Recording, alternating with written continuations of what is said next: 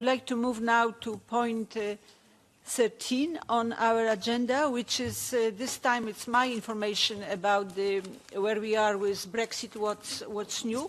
I would also like to inform you that if nothing extraordinary negative happens by next meeting, which is by next Tuesday, we will have on Tuesday the meeting of AFCO with Barnier's team, with the task force, to have a more detailed presentation of what we already know ourselves from the access to the withdrawal agreement and political declaration.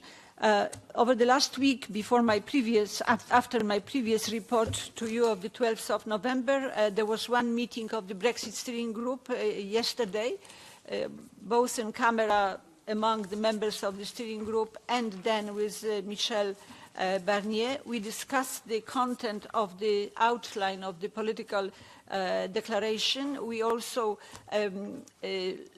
gathered all the comments coming from parliamentary committees which are not having their representatives in the Brexit steering group.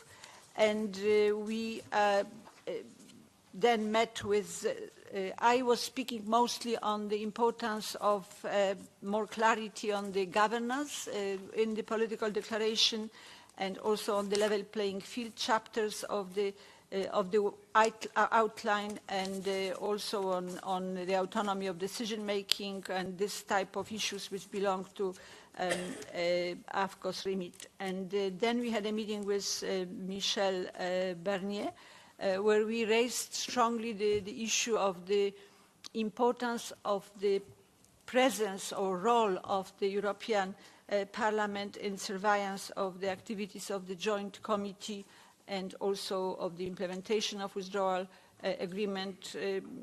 Those issues like the composition of the Joint Committee, which you might important is the main institution that will be monitoring the withdrawal agreement implementation.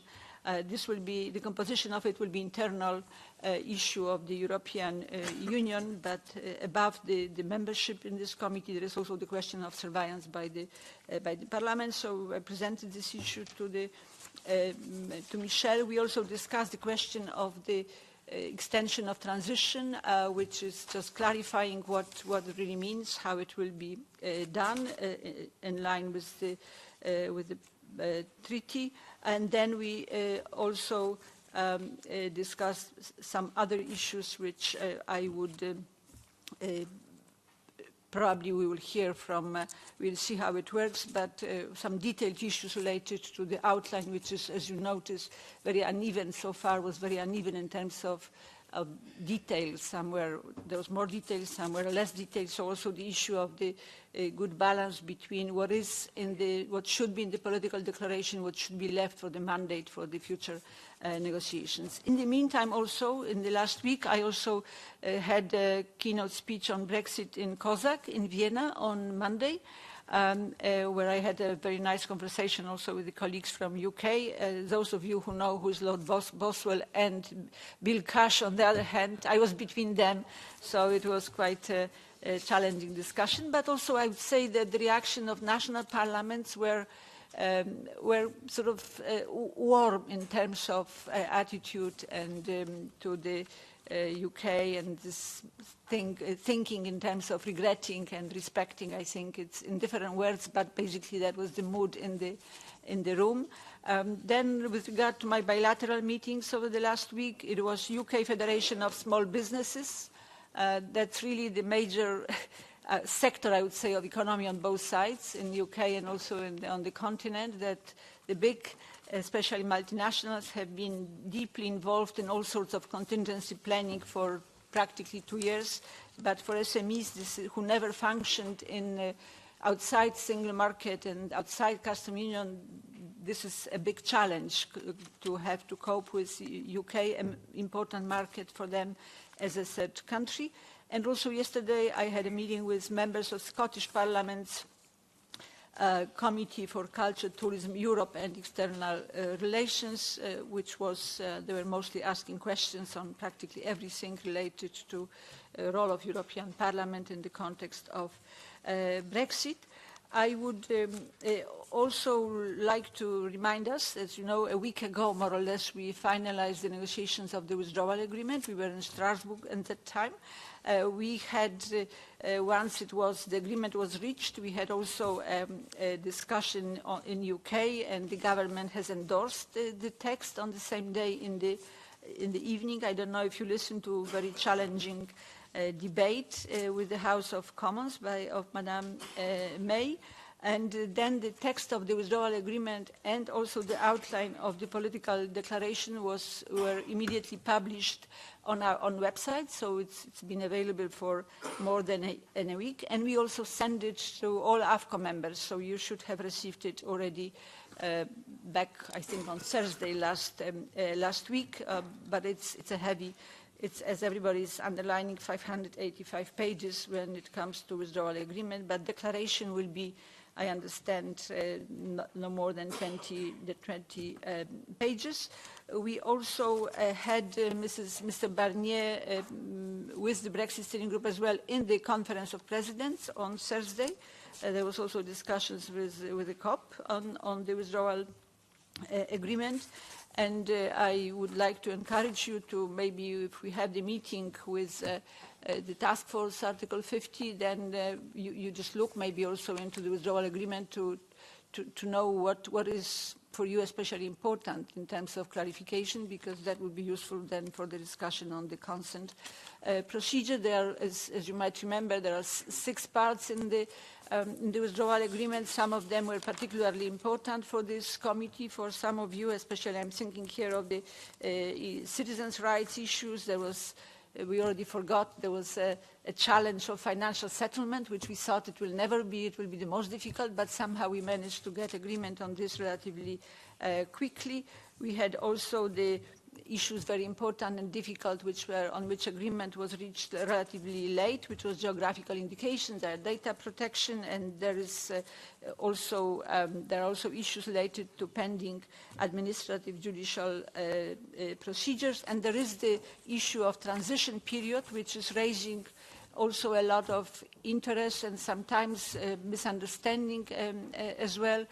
So we have to remember that the transition period to which the European Parliament has been opened, of having it under certain conditions from the beginning, has been called by the British side implementation period, but that was linked to the fact that we might need a mechanism to avoid this legal gap that might emerge between the exit from the European Union and the entry into force of the future relationship agreement. So the transition has always been there as a concept. Now there are also, in the context of the backstop, it emerged, but the transition has been also seen as a period that might be also extended under special conditions in a special procedure at the request of UK, and only once and for a limited time. I think the condition that will have to be met as well will be that the potential of the future agreement will be really visible on the horizon, and then there will be willingness to agree jointly to have some extension of transition. It's not decided yet in how it will be expressed, this extension, whether this will be just a limited time or a specific date. I think this will also belong to UK, the choice how they will want to see it. So now there's, as we are talking, and Madame May is probably going for the meeting with Mr. Juncker today, there are also the effort to finalize the political declaration. We have heard from European leaders that the Sunday extraordinary summit is not for negotiations, but for a sort of formal conclusion of the process. So basically all the negotiations on political declarations should be finished by Friday. So we will see whether we will achieve it, but we know that political declaration is of strong importance, not only for us, but also for UK an important element of the in the process of approval. But we have to remember that it's not a legal text. It's truly political declaration. So if we have on Sunday the summit and finalization of the negotiations, then of course there are things to do which are related to the ratification. So there will be on the British side, British colleagues would know more perfectly than I do the whole process, but the most important for us will be the so-called meaningful vote, and the sooner it comes, positive outcome of it will be important, the sooner we can start our procedure on our side, and the procedure is that we have to receive referral from the Council. Has to come to the Parliament and with a request to endorse, to approve the agreement and adopt adopt or approve, we say. I don't even remember what the treaty says, but it's approve, I think. Approve, and we can only say, as you know, yes or no. The same is true for the British side, so it's this challenge to be remembered. I think it's important. And still after the approval by the European Parliament, it goes back to the Council, and the Council, as you remember, we need a simple majority. The Council needs a qualified majority. Probably they will want to have consent. As usual, the Council moves in this direction, but it's not a unanimity in any of those two places. And for all of that and the complex procedure on the UK side also, we don't have that much time.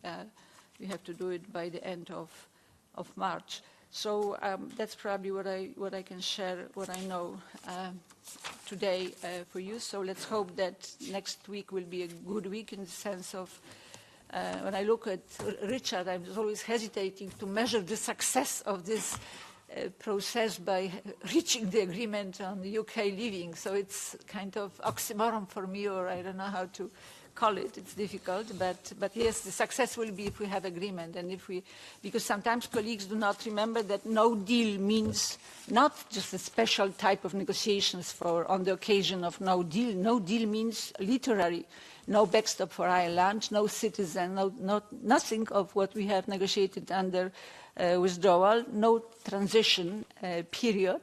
So it is not a good solution, if I can say it this way.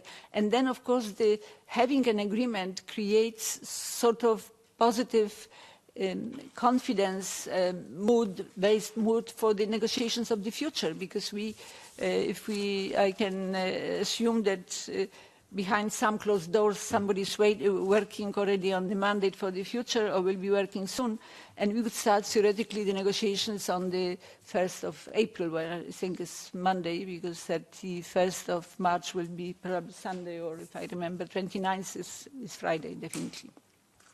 So that's where we are today, and let's hope we have this more or less positive, in this lose-lose situation, a positive outcome. Of course, it's my personal view. Ramon Jauregui. Sí, gracias. Thank you. Thank you very much, Chair. I'd simply like to suggest a possibility. So knowing that the process depends on this Sunday's summit, and particularly the political statements that will go along with the agreement. Now, in the meeting that we have planned for next week, it might be interesting for the AFCO committee to have the opportunity to discuss with a representative from the negotiators from the European Union side. I don't know, have you already entertained an idea of that nature? Okay. I said that at the beginning. If nothing unexpected negative occurs, we are practically, they will come on Tuesday for our meeting, the team of people from the team of Michel Barnier, to present the details of the report. Perfecto. No, pensaba que la... Wonderful. I thought that the meeting was with the steering committee. Claro. Okay, clear. It's clear to me now. Thank you. Thanks very much. Right. Who? Where's Madame James? Oh, yes, over there. Yes, please, Diane James. Thank you, Chair. Well, I'm not a member of the Brexit steering group, as you well know. I wasn't allowed to join, so I haven't been privy to exactly what you've discussed and heard from Barnier, but that's a side issue, I suppose. I think the important thing to state is reflecting on how badly the reception in the United Kingdom to the deal. And it doesn't give me any pleasure to say that. But when you hear of the gloating from Barnier's team, and particularly from a German member of his staff, that does send a very, very bad signal, and it doesn't do the image of the European Union and the European Parliament any good at all. So maybe somebody who is on the Brexit Steering Committee could send that message back. And it's meant as a positive comment. It's meant as a pragmatic, this is not what is helpful on the international political stage. But I go back to the point that the deal is being universally criticised, and there's lots of individuals saying, well, look, we can't satisfy everybody, and I appreciate that comment. But literally within the last 48 hours, I think there is a degree of undermining of the deal that Mr. Barnier thinks he's got, coming from other areas, and I think it's important to point those out because you maybe weren't aware of them, but certainly didn't cover them. One is that the Spanish Prime Minister has gone beyond his remit and has indicated that Scotland can either remain or join the European Union, which is a direct contradiction to what is understood in the United Kingdom. The second is that there is individual member states that now want to completely redraw the fishing agreement that has been put in place tentatively, and that is because they want access to the United Kingdom's fishing waters. And then the third one, which is I thought would have come up a lot earlier, is the fact that there is now an issue of Gibraltar being covered in any eventual trade agreement. So for anybody to start even indicating that as far as the European Union is concerned, they've got it in the bag, I would suggest we're nowhere near that point yet. But we will see what happens. But can I end by congratulating the AFCO Secretariat, because they got material out last week. Very well done, very comprehensive and very informative. And I'm not saying that with a tongue-in-cheek, I'm actually saying it as a compliment, because in contrast, the United Kingdom rep has not released a single item of information to, now it may have gone to other UK MEPs, but certainly not to the independents or the Eurosceptic wing. So I will finish on that positive, Madam Chair, and thank you for letting me make my points. I am sure that, some of those issues are still that will be negotiated for in the future agreement, and everything is not yet finalized. Your message I take that you said at the beginning, we sometimes indeed do not in the favor of, how do you say it, in the enthusiasm, negative enthusiasm, when we have discussions in the politically very, very difficult. Sometimes somebody from time to time says something, like you can hear also on the British side when Madame May is attacked also by especially the very hard Brexiteers. So we probably should control the language, but things happen. All the questions I hope will be raised also on Tuesday. Any other thing? Yes, Richard. Thank you, Chair. You rightly drew attention to the difficulties that would ensue if there was no deal. The legal limbo, the sudden non-application of any of the existing arrangements, regulations, practices that have existed for many years that would overnight cease. But in terms of the debate in the UK, the British Prime Minister is using that scenario to try and say, it's my deal, it's this deal, or catastrophe. And that is coming across to the House of Commons and to many in the public as a sort of blackmail scenario.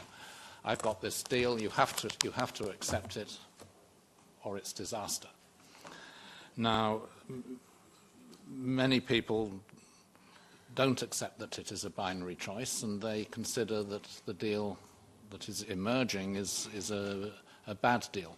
There are those, James was referring to the Eurosceptics earlier, who probably consider any deal that keeps us in any way aligned to the European Union is a bad deal. But there are many others who, perhaps from a different point of view, think it's a bad deal. First, because when it comes to the Declaration on the Future Framework, at least as it stands now, it's what you could call a blind Brexit. You leave without much clarity as to where you are heading at the end of the day. So none of the key issues are solved. They're postponed for the future. So you would have to go ahead with Brexit not knowing where you're going. Second reason is that the deal takes the UK out of the customs union. That's been the firm intention of the British government, and although it has provision for staying temporarily in the customs union in a particular eventuality, it would only be temporary and for as short a period as possible. Then the UK would leave the customs union. That is bad for both sides, especially though for the UK in terms of the economy. The cross-border supply chains will be under threat. There will be border controls. Britain would drop out of all the trade deals that Europe has with the rest of the world and have to suddenly negotiate separate trade deals. There will be arguments between Britain and the European Union on how to share tariff-reduced quota agreements with third countries. It's not a good deal in that sense either.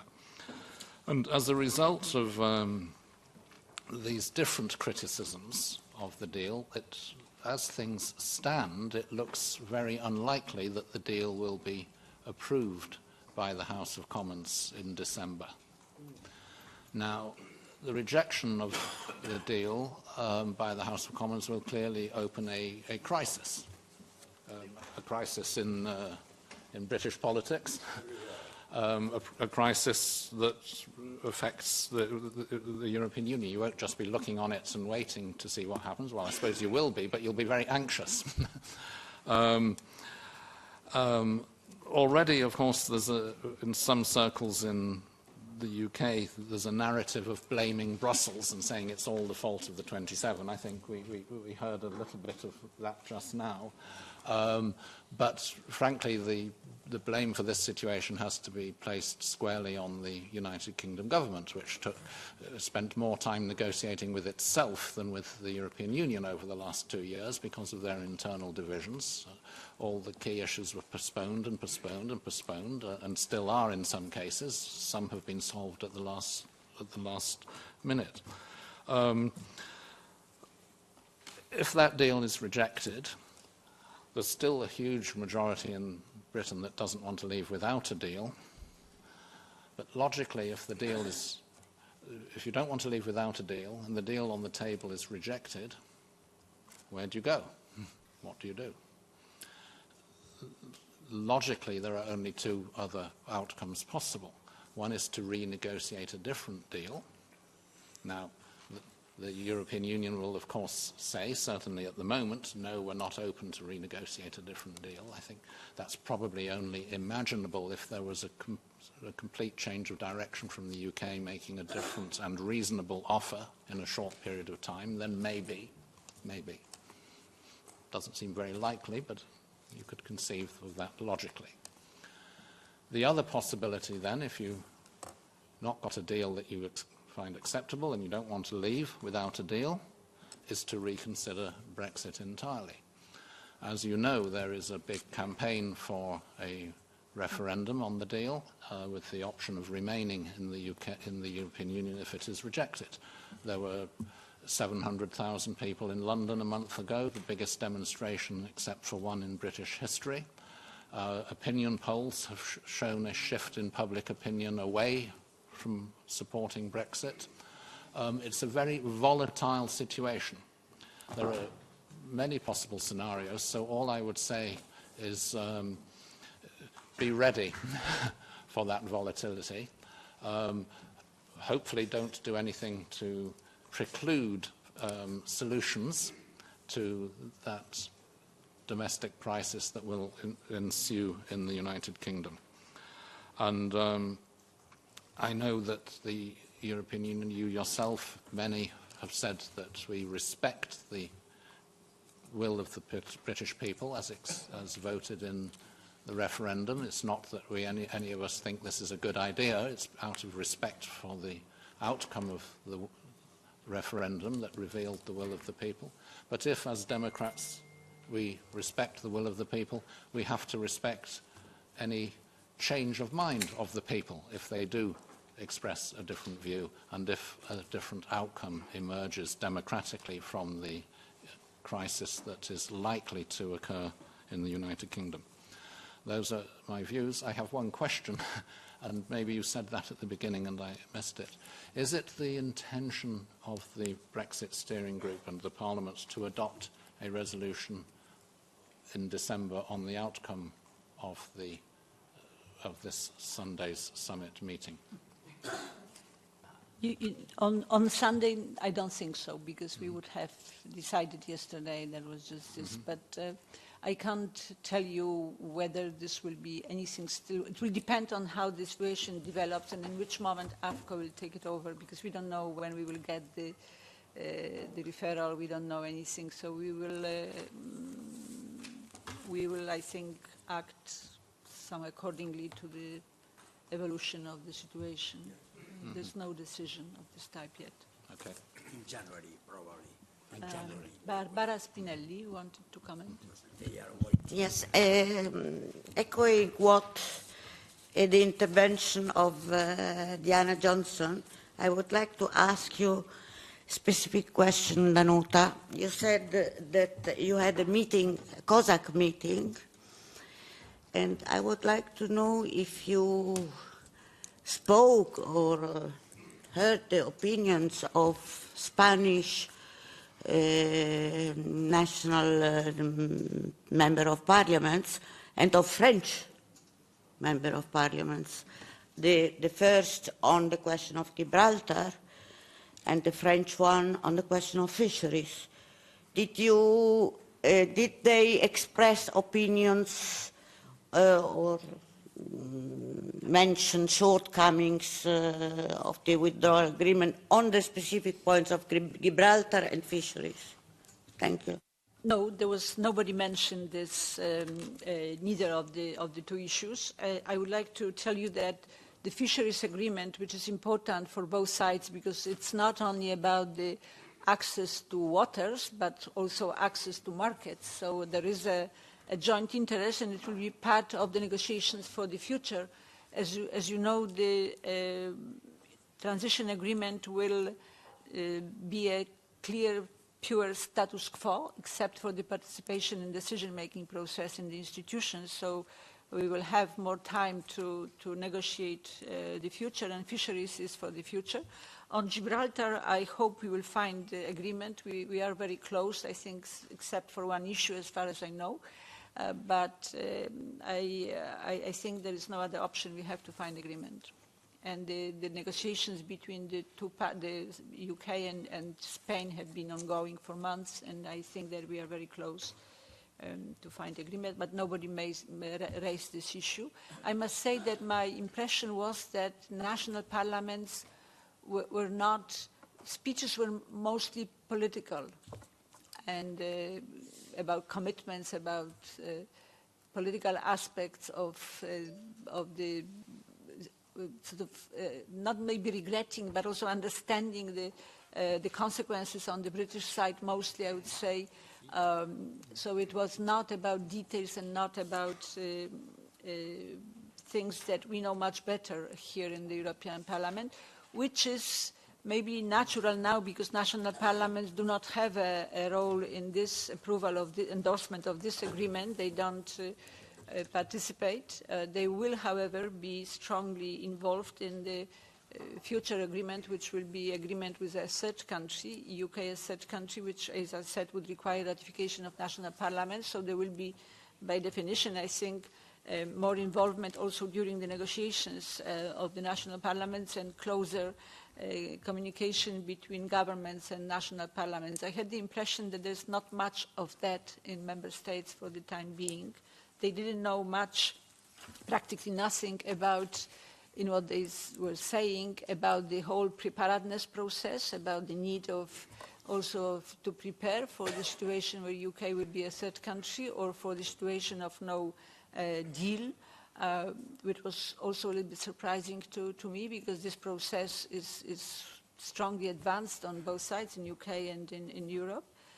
So we aim at achieving agreement and spare no effort in this context in negotiations, but of course we have to be prepared for the no-deal scenario as well. And you might remember we had Pascal Lardini, the director in the Secretariat General of the Commission in Strasbourg, I think before summer, no, it was? Yes, in July, I guess, when he talked about the whole process of preparedness and how the Commission is coordinating. There have been already two, I think, communications, the last one last week from the European Commission, raising the issues related to preparedness, but I have the impression that it's not really an issue which is well known at the level of national parliaments.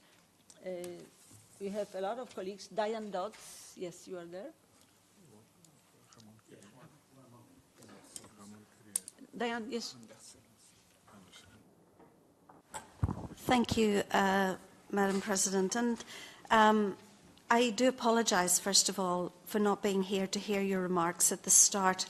This has been an incredibly busy period in my office, as some of you can well imagine. And it's good to hear this very emotive subject spoken of in a respectful way within this debate among colleagues. And maybe slightly differently to some of the debate that has gone on in my own part of the United Kingdom and indeed in the United Kingdom as a whole. But, Madam President, we live in very strange times because I have come here to this committee today and I find myself, and I say this respectfully, in agreement with Richard Corbett on a number of issues. First of all, we agree that this is not the right deal for the United Kingdom. We may well come at it, Richard, from very different angles, but we do agree that this is not the right deal for the United Kingdom. And we also agree that the Prime Minister's portrayal of this deal and the binary choice that she is posing to the people of the United Kingdom is actually a false choice. So our Prime Minister is saying, it is my deal or chaos. And we do believe that that is a false choice and that this deal can be worked upon and improved upon. I, as you might well imagine, want to speak very, very specifically about Northern Ireland and about the backstop arrangement. Now, in Northern Ireland, some people have said to me, why do you keep focusing on the backstop arrangement so much? Because we believe that that actually is where the future relationship will end up. And that those who say to us, don't worry yourselves about the backstop arrangement, it will never happen, are not telling quite the appropriate way that this will go. So we have a backstop arrangement where the whole of the UK is in a customs arrangement with the European Union. And as one commentator in the UK described it, Northern Ireland would be at the deep end of this customs arrangement and the rest of the United Kingdom would be at the shallow end of this arrangement. And when I looked at the EU explainer on this, and I'm reading from it now, this would tell me that the EU Customs Code will apply to Northern Ireland, that Northern Ireland will remain aligned to EU rules on legislation on VAT, excise duty in respect of goods, legislation on goods standards, sanitary rules, rules on agricultural production and marketing, and state aid rules. And when I look at the withdrawal agreement itself and the protocol, on my part of the United Kingdom, it devotes 68 pages to describing these rules that Northern Ireland would sign up to, which would make us different to other parts of the United Kingdom. Now, this would, again, strange times, as Jeremy Corbyn said in the House of Commons today, draw this border down the Irish Sea, where Northern Ireland would be treated as almost a third country within the United Kingdom for regulation. So you start to understand why my party thinks that this is not a good deal, either for Northern Ireland or for the coherence of the United Kingdom. This will throw up all kinds of problems for Northern Ireland. Great Britain is our biggest marketplace. We sell more there than we do in the rest of the world, the rest of Europe, and the Republic of Ireland all added together. It's the marketplace that we buy most goods from. And therefore, with divergence over time, our firms will find it difficult to access the internal market of the United Kingdom. I am not one of those people who subscribes to the idea that it might be useful or secretly that I want to subscribe to a no-deal scenario. It is incredibly important to me that my part of the United Kingdom is both politically and economically stable. And therefore, I'm not contemplating a no-deal scenario, but I do want the right deal for the United Kingdom, and indeed the right deal for my neighbours in the Republic of Ireland, and indeed the right deal for my neighbours throughout the European Union. And my party cannot support this as being the right deal. Thank you, colleagues, for listening. Thank you. Madame Dodds, Ramon Jauregui. No, yo solo quería precisar. I simply wanted to clarify something for Barbara and for Sarah. Now, what's taken place in the last couple of hours with regard to the Spanish government and this particular agreement, the Spanish government has only asked for some sort of clarification concerning a principle, with respect to a principle which was adopted by the European Union, because in the guidelines that were passed for the negotiation, it was established that the regime, the future regime, or the future situation of Gibraltar would be negotiated between the UK and Spain. And this is what the Spanish government has wanted to clarify. Very probably it's this particular clarification that will be it will be incorporated into the agreement, and then there'll be no question on the part of what Spain's role will be concerning this. Ja, That's good. es ist offensichtlich.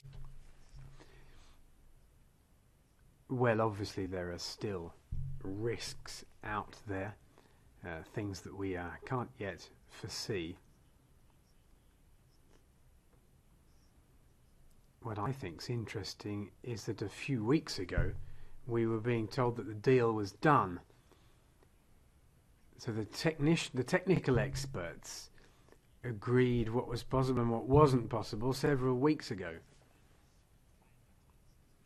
And they agreed on no border between Ireland and Northern Ireland, and the integrity of the single market, no cherry picking. So those were the two big things: no border between the Northern Ireland and Ireland, and no cherry picking on the single market. And the technical experts agreed on that. The politicians, on the other hand, obviously don't agree. Perhaps because some were ignorant or deluded. I mean, I think there's been a lot of ignorance about the problems that Brexit brings with it. Now we're faced with the reality that we want to respect the Good Friday Agreement, which includes no border.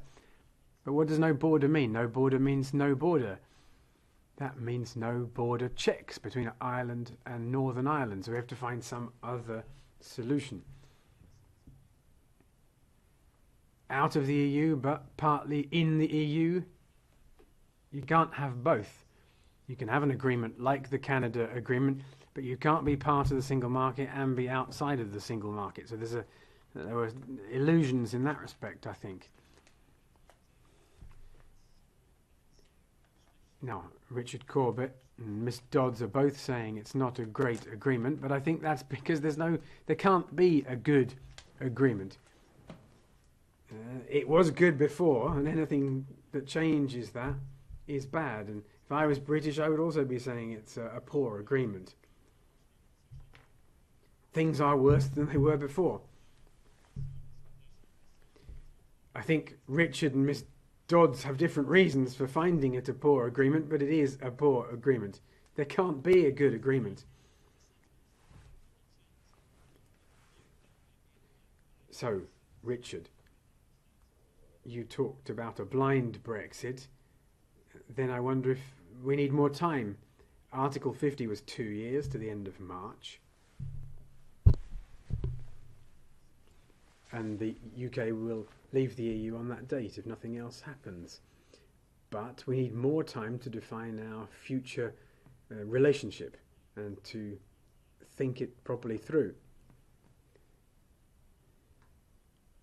On our side, it's not just the European Parliament, but 27 national parliaments that also have a say. Then, of course, we need more time. That's not something that can happen quickly. I don't see that happening between the end of 2020, between now and the end of 2020. So we do need an extension to the transition phase. And a lot more water will flow under the bridges of the Thames before that is all sorted. So I think those were the big things. We need more time, and I don't think there can be a good agreement because Brexit is worse than the way things were. Thank you. Maite. Sí, muchas gracias. No pensaba Thank you very much. I didn't plan to take the floor, but listening to Mrs. James' comments, I thought I might add some things and comment as well. Now, indeed, we agree. We're living in strange times, and major problems in the member states have been relegated to a position of being minor problems. But anyway, the fundamental issue is that in the history of the negotiations, what's going to be marked down is that one negotiation of one member state before 27. Well, 27 member states are united in their particular approach, and that single member state is in a state of civil strife and conflict. There is no agreement within that single member state. So, if the British part has this major confusion and this internecine strife, this is a problem on the British part. It's something that it's not our problem. It isn't our issue. It is an issue of British politics, of the way things have been organized, about the way this referendum was organized, the fact that there wasn't no proper sequence of events, that the continuum was completely disrupted and fragmented. So it is the particular positions that were adopted on the British side that create serious problems, Madam James. It is not the fault of the European Union. We are disciplined, and we want a good agreement. We want proper negotiations. That's the best thing for you and for us. There are common interests that have to be taken into consideration.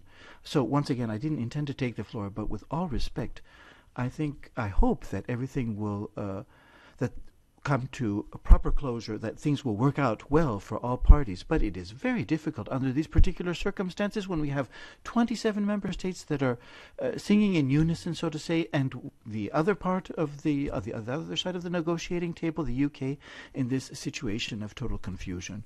But I do hope for the best indeed, from the bottom of my heart. Muchas gracias. George Shepard. Thank you, Chair. I've said this before, but I think this is worth reiterating, that the United Kingdom is in the midst of a constitutional crisis. How the different bits of that country fit together in the UK, to the best of my knowledge, is never framed that way, and that, I think, to some degree helps to explain the quite unbelievable process that we've been living through, well, really since the referendum. The second point I want to make is third state.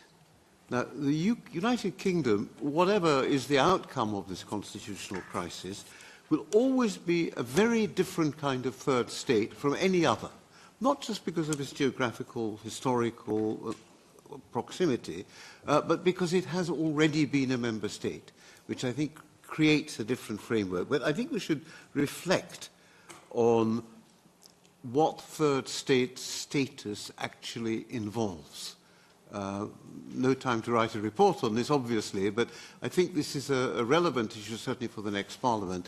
Oh, and that brings me to my last point, which you may think is a slightly frivolous one. After the 29th of March, will Brexit still be an AFCO competence, or will it be an AFET competence?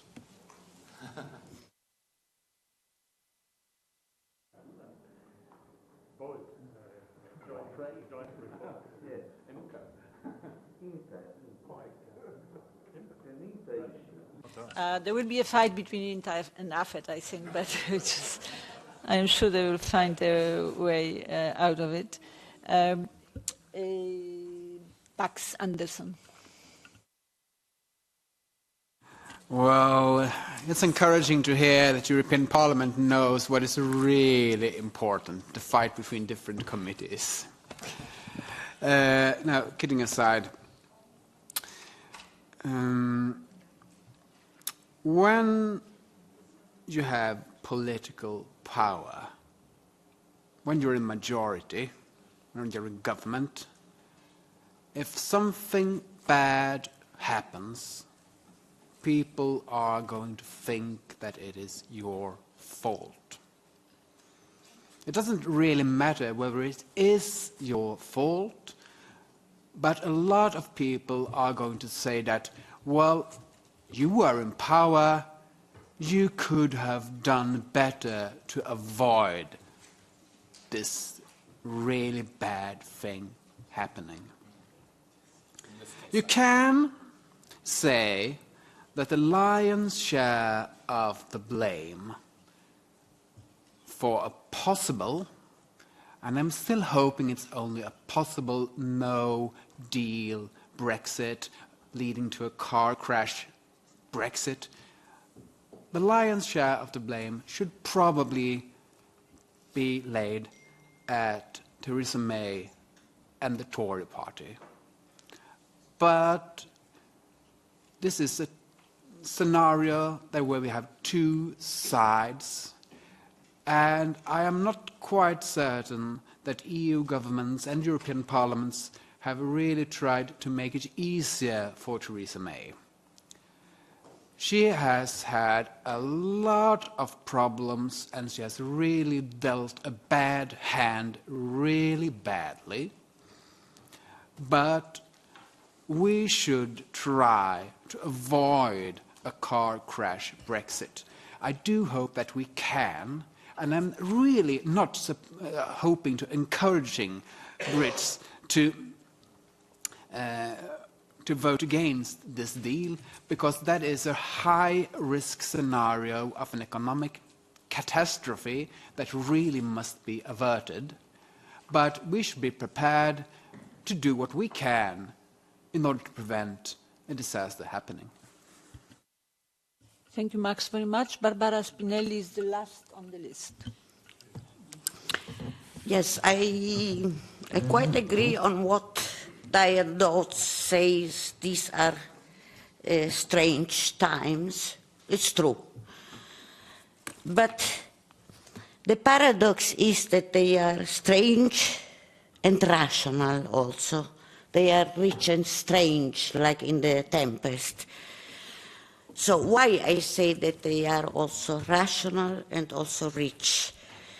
Because concerning the backstop on Northern Ireland, the withdrawal agreement must necessarily be consistent with other international treaties, and in particular with the Good Friday Agreement.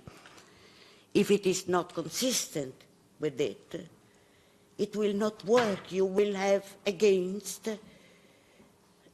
war and terrible conflicts between England and Northern Ireland. Or you will have, which is a positive outcome, a referendum in Northern Ireland of reunification with the Republic of Ireland. This would be the positive outcome of that. So you cannot escape this problem of consistency with international treaties if you approve the Good Friday Agreement, which is the problem, perhaps, of your political force. And for the rest, I share what Max Anderson said. Max said, what we must do the utmost to avoid the car crash, because if there are so many oppositions to the withdrawal agreement, is it true or not? And I ask my friend from UK, is it true or not that there is not a majority for a no deal?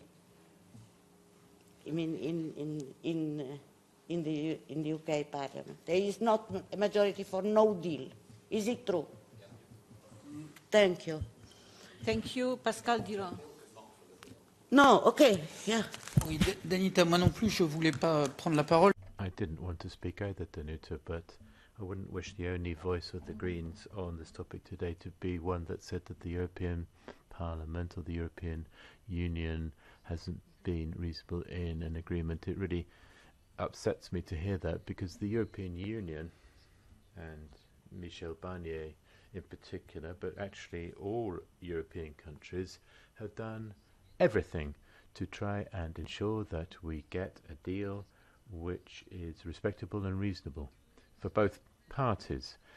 And it would be rather astounding if we didn't have sufficient courage here to recall that we find ourselves in the situation because part of the British political class lied to the British people, saying that things would be simple to get out of the EU, and it's been months of hearings here. Some Brits came here saying that we had invented this border 2.0, and I said, well, what is that? And I continued to ask the question, and maybe I'm a little too Cartesian and French about this, but I don't understand how you could be at one and the same time inside and outside. Nobody ever explained that to me.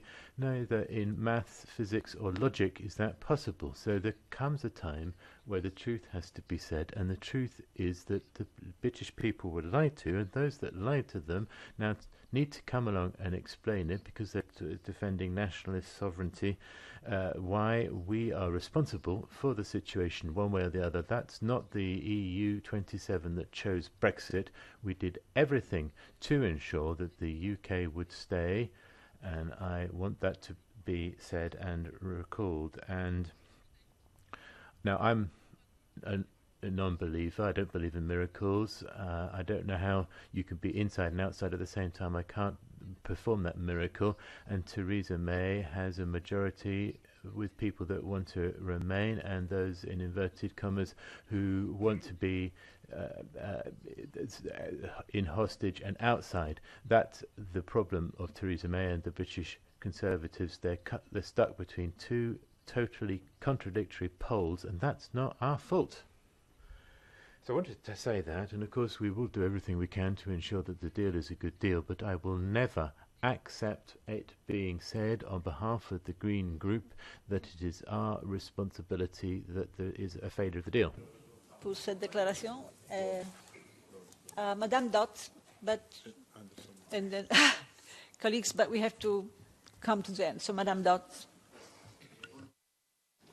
Thank you for allowing me to come back. I will try to be very brief, but I do think that it is worthwhile responding to some of the issues that you raised. you indicate that the agreement, the withdrawal agreement, has to be consistent with other international agreements, and I'm presuming you're thinking about the Belfast Agreement or the Good Friday Agreement, as it is more, maybe more widely known because of the day that it was signed. And you say that the border issues have to be consistent. In fact, if you read the Belfast Agreement, the border is not particularly mentioned in the Belfast Agreement. It's not an issue that actually crops up. And the other argument that I hear many times people talking about is, we have to avoid a hard border, and I want to avoid a hard border. I am the only person in this room that lives about 15 minutes from the border. If I get into my car and drive for about 15 minutes, I will have crossed the border. I have a vested interest in ensuring that there is no hard border. It's where I live. So I don't want a hard border, but that border was there in times past and in those particular ways, really to prevent terrorism and terrorists going across that border than it was really to prevent milk powder from going across the border. So I think we should not compare the borders of the past with the border that we're actually talking about, which is a customs and goods border, as it currently is. And remember, at this moment, it is an excise border. It is an economic. It is a monetary border. There are different euro and sterling on either side of that border, and all of these things are managed quite well. And the last thing I want to say about the Good Friday Agreement is really around the principle of consent.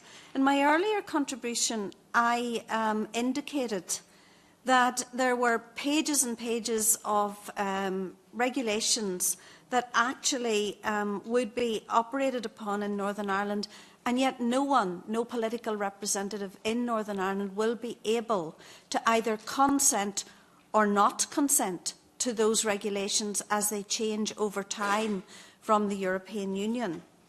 And if the Belfast Agreement was about anything, it was about the principle of consent, and that principle of consent being from both nationalist and unionist communities, and both of those communities having to give their consent to what actually is happening.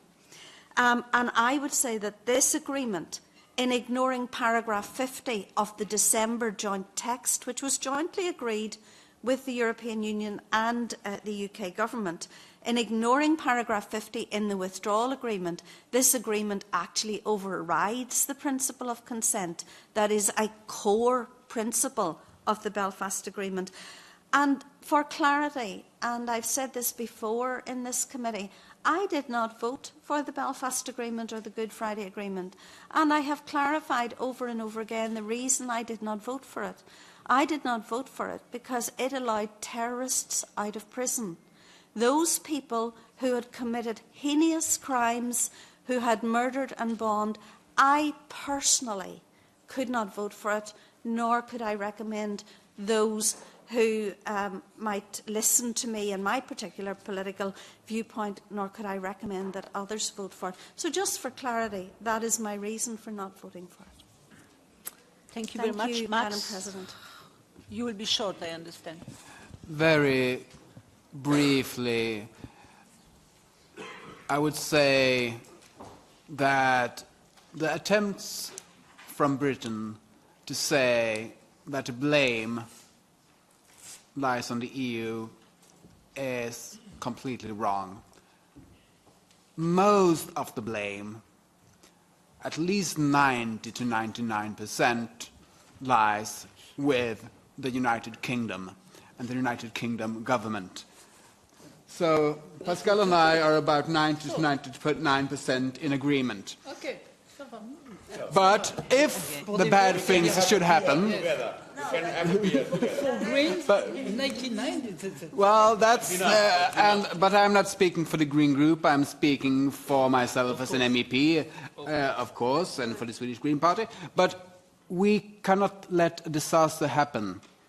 We'll have to do something, and let's hope that the British Parliament sees sense, however unlikely that may be. Thank you very much. I understand that everybody already spoke who wanted to speak, so I would like to thank you for this debate. I hope that you have not exhausted all your issues, that you will be still ready to speak next week. Thank you.